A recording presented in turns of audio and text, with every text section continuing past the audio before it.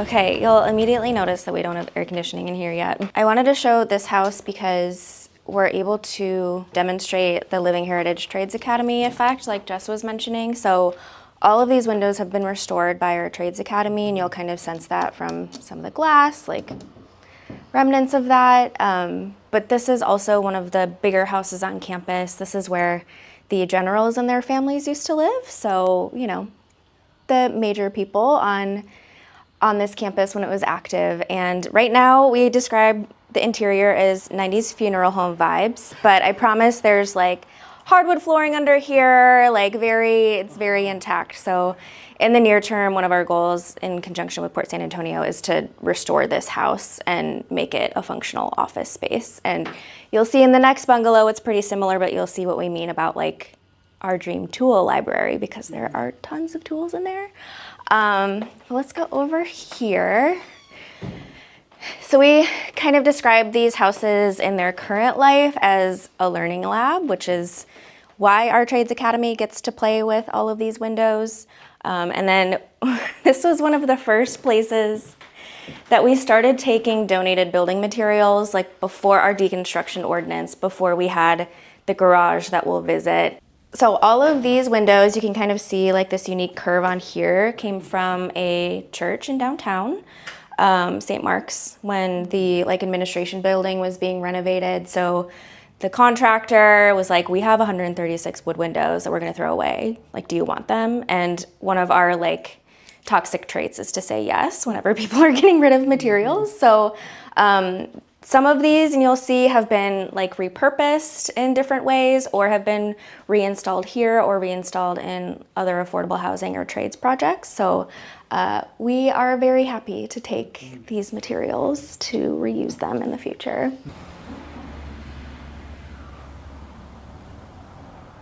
And then over here are things that people usually don't see with old windows, and these are window weights.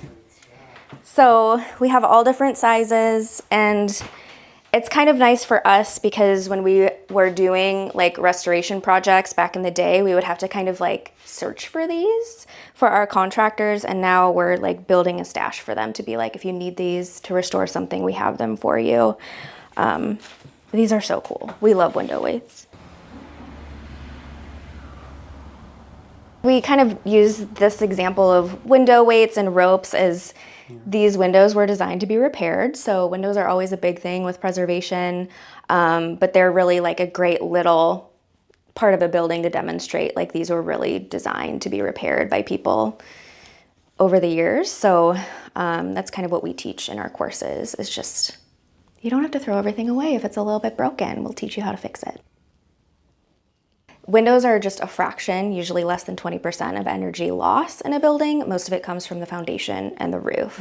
So we spend a lot of time, especially like we both live in older houses. My house was built in 1925 and is a landmark. So I kind of talk about like, these are the exact things that happen in my house. And we're actually doing a demonstration project with the Neighborhood and Housing Services Department right now, where we're restoring all of the original wood windows, but then implementing traditional features like the screens. Oh, the wood window screens. Yeah. Yes, so screens. So natural ways that we've been doing all of our years to prevent heat gain, and then things like trees. Like a lot of people don't think about trees as a strategy to reduce heat gain, especially on the east and west. And then interior window inserts, you know, film that you can install on the inside of windows. And we have a UTSA like PhD student that's energy modeling, and she was like, if we replace these windows, the difference would be negligible, you know? So a lot of what we do is kind of that counter education of like, we don't have anything to sell you. We're not big window.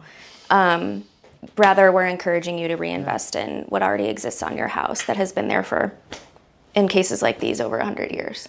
And then we also try to like talk to people in a roundabout way about embodied energy of them as well, like the labor that it costs to make these, the quality of the wood. So these windows, because they're old growth wood, are more resistant to things like water damage, mold, termites, other kinds of pests. And so it's really like a higher quality product. I think in the lifespan of like a traditional replacement window now, like there's a limited warranty for a reason, right? Like 10-year limited warranty. If you paint them, if you sell the house, if you try to fix it wrong, like it's void. So in the lifespan of one of these windows, you'll have to replace your windows like 4 to 5 times. And so that's been a really interesting shift. And like we're seeing this trend in the architecture industry of like, oh wait, like throwing away materials is actually not great for the earth, especially because construction and demolition waste is the largest source of waste in the world. So talking about, embodied energy in conjunction with operational energy and how we kind of mesh that in a way that makes sense for specific buildings and specific climates.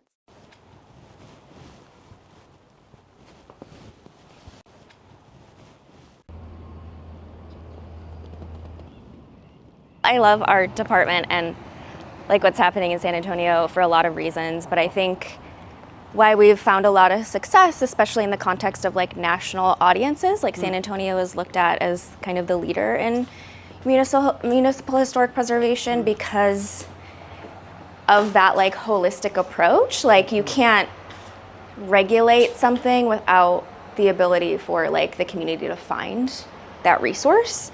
So I think, like, I've been here for over 7 years. Jess has been here for over 6 years, right?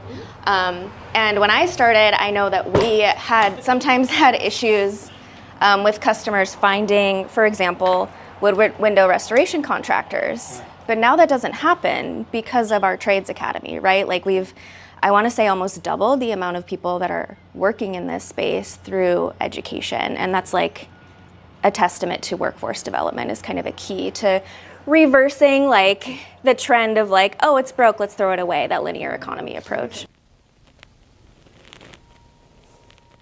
Okay, so you'll notice a lot of similarities in the funeral home vibe, but we have tools in here. And the reason why I want to point this out is because a lot of these tools weren't just bought for the purpose of like a future tool library, but were collected over the years for our trainings, especially our deconstruction contractor training, which we launched about 5 years ago.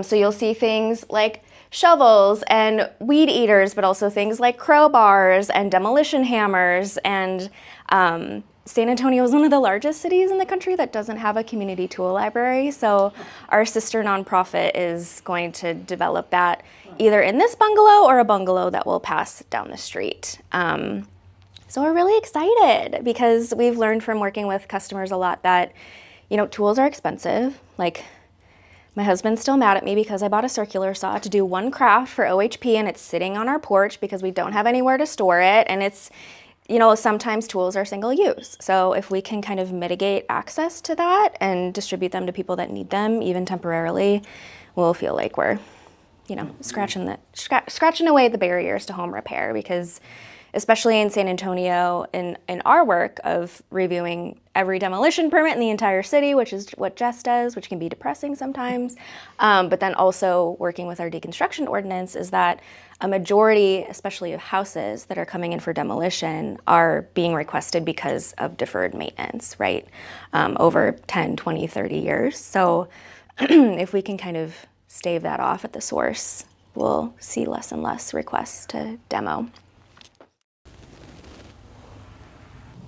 The goal of our Trades Academy and kind of our partnership with Port San Antonio is that once they fix this house, we're just going to keep moving down the street. And you'll see as we get further down the street, the houses get a little bit more shabby chic, as I like to call it. So we're really excited about, you know, continuing to keep moving and using these houses as learning labs.